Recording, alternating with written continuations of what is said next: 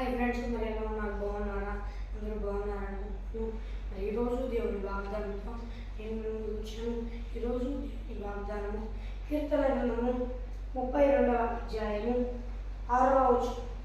కావున నీ దర్శన కాలమందు భక్తి గల వారందరూ నిన్ను ప్రార్థన చేయుదురు. విస్తార జల ప్రవాహములు పొరలి వచ్చినను నిశ్చయముగా అవి వారి మీదికి రావు.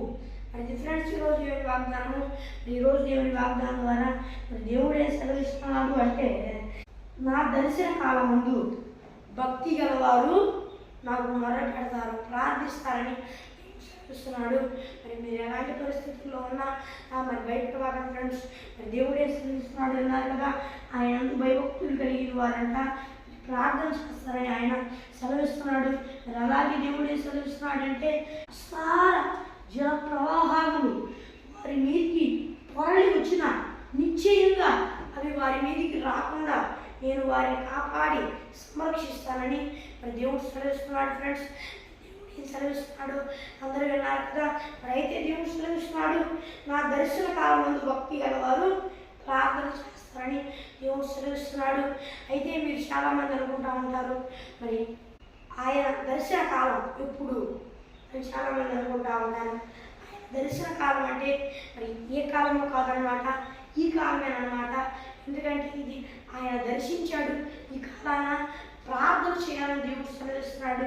అంతేకాని ఇప్పుడు దేవుడికి వ్యతిరేకంగా జీవిస్తే రేపటి రోజున మరి అంత్యకాలంలో ఎన్నో కష్టాలు బాధలు పడాల్సి వచ్చింది, అలాగే ఎంతో ఇబ్బందులు పాలవాల్సి వచ్చింది. ఆ సమయాన ప్రార్థించినా కూడా వారి ప్రార్థన ఫలం దక్కదని దేవుడు సెలవిస్తున్నాడు ఫ్రెండ్స్. మరి మీరు ఎలాంటి పరిస్థితుల్లో ఉన్నారో నాకైతే తెలియదు.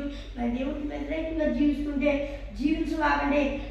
ఏమలే తర్వాత ఇప్పుడు ప్రార్థన చేద్దాంలే అని అనుకోవాకండి, జాగ్రత్త. ఆయన త్వరలోనే ఆయన రానై ఉన్నాడు. ఆయన వచ్చి అందరినీ పరలోక రాజ్యానికి తీసుకెళ్ళినాడు. మరి ఆ తర్వాత ఎన్నో కష్టాలు వస్తాయి. ఆ సమయాన్ని మీరు ప్రార్థించినా కూడా మరి వేస్ట్ అన్నమాట. దేవుడు ఆ మొర ఆలకించడు. ఎందుకంటే ఆయన దర్శన కాలం ముందు మీకు ఆయన తెలిసి కూడా ప్రార్థించకపోవడం తప్పని ఆయన ఇస్తున్నాడు. ఒకవేళ చాలామంది అనుకుంటా ఉంటారు, ఎప్పుడో వచ్చిద్దిలే, ఇప్పుడు ఏడొచ్చింది, అది కట్టబడాలి దేవుని మందిరం, అది ఇది అని చెప్పి చాలామంది అనుకుంటూ ఉంటారు. అనుకోవాలండి. దేవుడు మీతో సెలవిస్తున్నాడు అంటే, నా బిడ్డ ఏదో సంవత్సరాలు ఆగుతాను అనుకోవాక, నేను ఆగని త్వరలోనే రానై ఉన్నాను. నేను ఎందుకు ఆగాను తెలుసా? నీకోసమే, నీ మారు మనసు కోసమే, నీ బాప్తిజం కొరకే, నీవు నా ఆత్మతో నింపబడడం కొరకే నేను ఆగాను.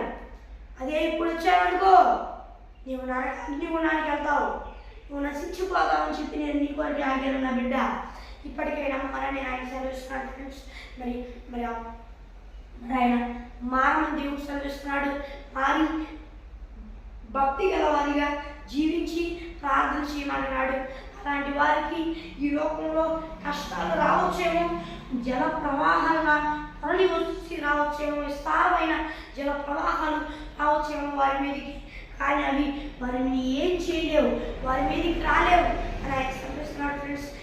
మీరు ఆయన ప్రార్థన చేయడం వలన, భక్తి పరులుగా ఆయన ఇష్టానుసారంగా జీవించడం వలన మరి మీకు కష్టాలు కావచ్చు, విస్తారమైన ప్రవాహాలు, కానీ అవి మిమ్మల్ని ఏం చేయలేవని సెలవిస్తున్నాడు ఫ్రెండ్స్.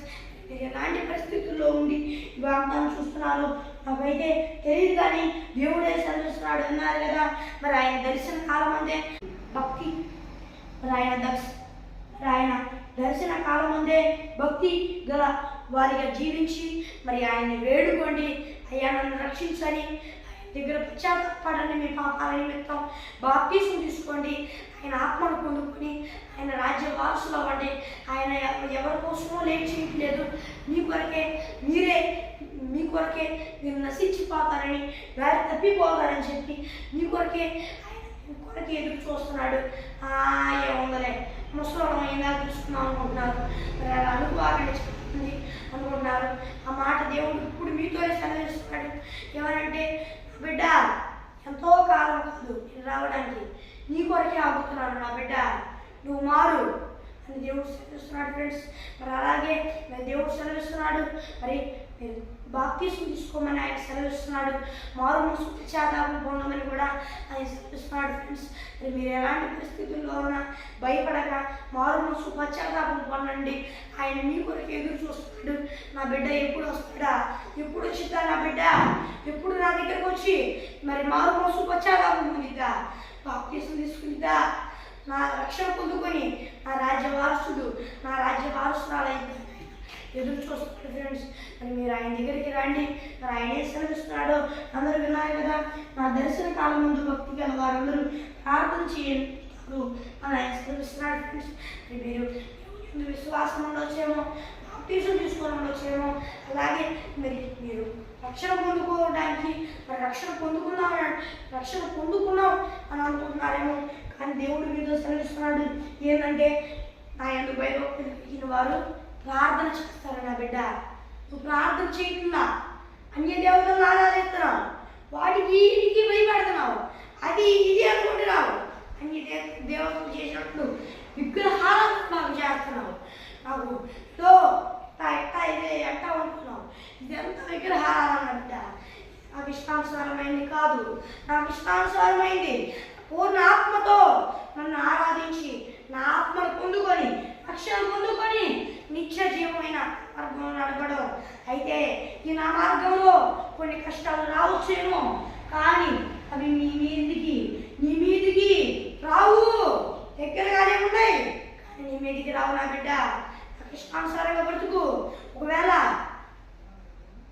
బతుకు సెలవిస్తున్నాడు దేవుడు. మరి మీరు ఒకవేళ వెనక అడుగు వేయాలి అని అనుకుంటున్నారు, దేవుని ఇష్టానుసారం బ్రతుకుతూ ఏంటి కష్టాలని వెనక అడిగేయాలనుకుంటున్నారేమో. మరి దేవుడు మీతో సెలవిస్తున్నాడు ఏంటంటే, నా బిడ్డ అవి కష్టాలు, అవి వస్తున్నాయి కానీ అవి నీ మీదికి పొర్లి పారవు, అవి నీ మీదికి రావు. అక్కడ ఉన్నవి అవి నీ దగ్గరికి రాకుండా నేను నీకు కాపుదల ఇచ్చాను. అయితే నా బిడ్డ ప్రార్థన చేయి. ఎందుకంటే నేను ఇక్కడ సెలవిస్తున్నట్లుగా నేను భక్తి గల వారందరూ ప్రార్థన చేస్తాను. నేను భయభక్తులు కలిగి ప్రార్థన చేయి. నేను నీ మీదికి వచ్చే ఆ విస్తారమైన జల ప్రవాహాన్ని నుండి తప్పించి అవి అక్కడ దాకా దగ్గరికి వచ్చిన ఆమె నిన్ను ఇబ్బంది పెట్టాలని, కానీ అవి నీ మీదికి రావు. ఎందుకు అవి అక్కడ దాకైనా వస్తున్నాయి అంటే, పరీక్ష నా బిడ్డ, నేను నీకు పరీక్ష పెడుతున్నాను. ఈ పరీక్షలో విజయం ముందు నాకు ఇష్టానుసారంగా బ్రతుకు. నువ్వు ఒకవేళ తప్పు చేసి శ్రమను తెచ్చుకున్నా భయపడవాక నా బిడ్డ. ఇప్పటికైనా నా యందు భయభక్తులు కలిగిన వాడివై నన్ను ప్రార్థన చేయి. సారమైన జల ప్రవాహాలు పొరిలను నిశ్చయంగా నీ వేదిక రాకుండా నేను నాకు కాపాడుతాను నా బిడ్డ. మరి దేవుడు సెలవిస్తున్నాడు ఫ్రెండ్స్. మీరు ఎలాంటి పరిస్థితుల్లో ఉన్నా భయపడవాకండి. మరి నేను మీ కొరకు ప్రార్థన చేస్తాను. దేవా నాయన యేసయ్య, ఈ వాగ్దానం చూస్తున్నవారు ఎలాంటి పరిస్థితుల్లో ఉండి ఈ వాగ్దానం చూస్తున్నారో నాకు తెలియదు. ఈ బిడ్డలతో సూటిగా మాట్లాడావు. నువ్వు ఈ బిడ్డల కొరకే నేర్చుకున్నానన్నావు. దేవా ఈ బిడ్డల కొరకే నీ రాకుండా నువ్వు ఆగి అని అంటున్నావు. దేవా యేసయ్య, ఆ బిడ్డలు తెలుసుకుని నీకు ఇష్టానుసారంగా వదలడానికి సాయం చేయి. అలాగే నీకు ప్రార్థిస్తే సకల శోధన నుండి తప్పింపబడతారని కూడా చెప్పావు. అందరూ బట్టి నీకు స్తోత్రాలు. ఆ బిడ్డలు నీ మాట విని నీకు ఇష్టానుసారంగా వదలడానికి సాయం చేయ. వాగ్దానం చూస్తున్న వారి చేతి పని అంతటి నీ ఆశీర్వదించి చూపించయా.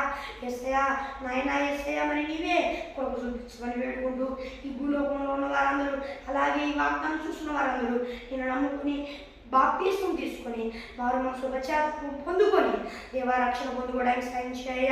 యేసయ్య రక్షణ పొందుకొని కూడా దారి తప్పితే మరలా వారు మనసు పశ్చాత్తాపం పొందుకొని రక్షణ పొందుకోవడానికి సాయం చేయ. మరి దేవా నువ్వే సాయం చేయమని వేడుకుంటూ అందరూ రక్షణ పొందుకోవడానికి సాయం చేయ. యేసు నామమున పేరట అడుగుచున్నాను నా ప్రియ పరలోకమందున నా పరమ తండ్రి, ఆమేన్. మరి ఫ్రెండ్స్, ఈరోజు దేని వాగ్దానం మరి మీ ప్రార్థన అవసరాల వరకు ఇక్కడ కనిపిస్తున్న +91 63 05 96 00 అనే నెంబర్కి కాల్ చేయండి. మరి ఒకసారి ఇంగ్లీష్లో చెప్తాను. +91 6305 960089 అనే నెంబర్కి కాల్ చేయండి ఫ్రెండ్స్.